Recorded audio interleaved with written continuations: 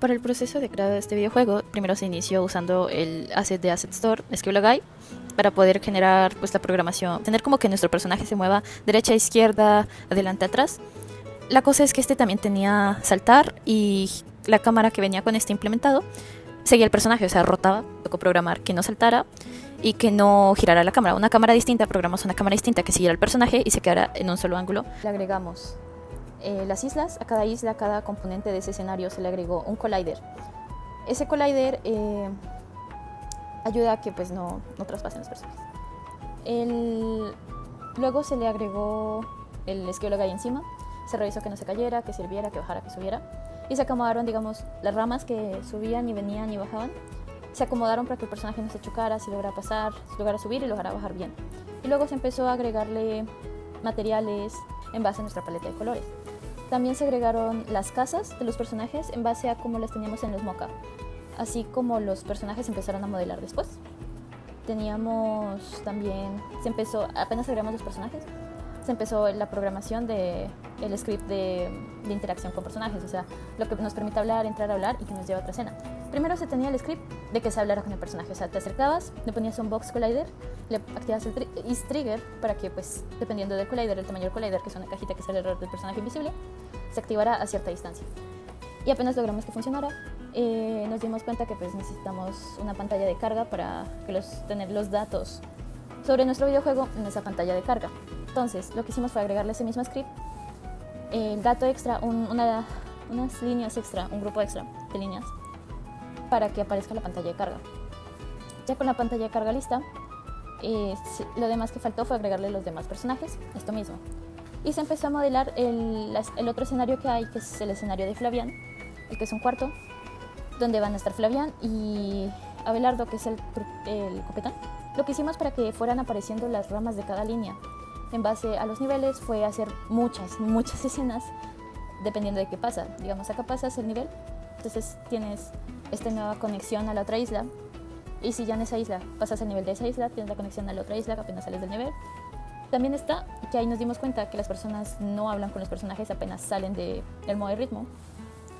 Entonces tocó hacer un script que se linkeara al otro script de comunicación que ya teníamos, para que el de comunicación se activara de una, o sea, fuera automático, que no tuvieran que presionar nada, sino que de una vez salieran hablando con esos personajes. Ese mismo script también se usó para el inicio, que se acercan al pajarito y pues habla de una, automático, no tiene que presionar nada. Y cuando sales de cada escena tienen el automático, y el pajarito, el copetón del centro, siempre tiene ese script, porque es como el guía, el que te dice tienes que ir por allá, lo hiciste bien, demás. Nos tocaba, o decidimos, hacer que los objetos se pudieran activar acercándose, o sea, como buscar una pluma en especial, un ítem extra, por así llamarlo, que nos dan los personajes. Esto se activó en base a dos scripts distintos. El script de los objetos generales que no tienen pluma ni nada y solo son como objetos, se usó el mismo script de diálogo que tienen los personajes, y la única diferencia es que este no lleva ninguna escena, como el de los personajes o el que se usa antes de pasar el cuarto de Flavian, que es una escena distinta, entonces también tocó usar ese script. El script de música, ya tenemos un script para que se pueda perder y un script para que se pueda ganar, para determinar el game state y el lose state en base a las reglas que hicimos al inicio. Gracias a esto sabemos que si se pasan más de 30 errores, o dependiendo del nivel sean 50, 30, 10 errores, se pierde y aparece la pantalla de perder. Ahí llegamos a otra pared, que es cómo hacemos ahora para volver. Entonces se programó un botón de reiniciar se agarró un asset de Unity y se usó, pero ese se ha cambiado bastante. Se han programado luz, el game, el reiniciar, el fondo que sea un video. Más que programación fue como acomodar el panel que había para que fuera un video, pero si era un video 2D cubría los objetos 3D que se habían hecho en ese escenario. Entonces se hizo un video que fuera como un objeto 3D, que reproduciera el video como si fuera un objeto 3D, pero se ve 2D pues en la pantalla. Así se podían ver todas las cosas. Funciona el botón de pausa también, y se programó, por así decirlo, que iniciara el video apenas inicia, pues se presiona el botón de play, y se termina apenas aparece el score.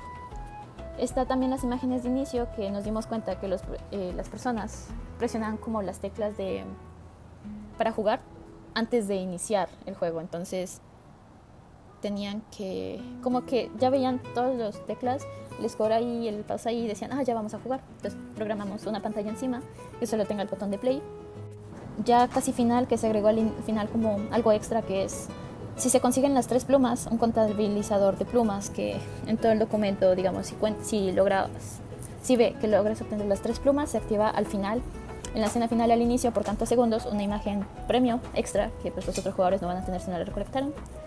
Porque nos dimos cuenta que las personas como que les decían en el texto, tienes que buscar la pluma, y se iban. Y como no es necesario, pues no la buscaban. Entonces, como un premio extra para motivarlos y motivarlos a leer más que nada, porque no leían tampoco.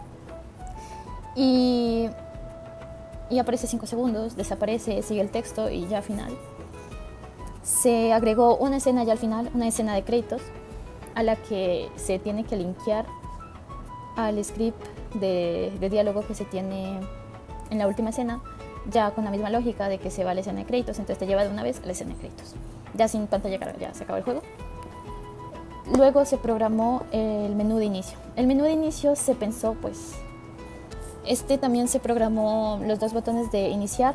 Ese fue el más difícil de programar, diría yo, por el hecho de que ese tenía que iniciar el juego, la música, todo, y tenía que iniciar un video. Este video tenía que iniciar apenas se presionara ese botón, una vez nomás, no se podía volver a presionar.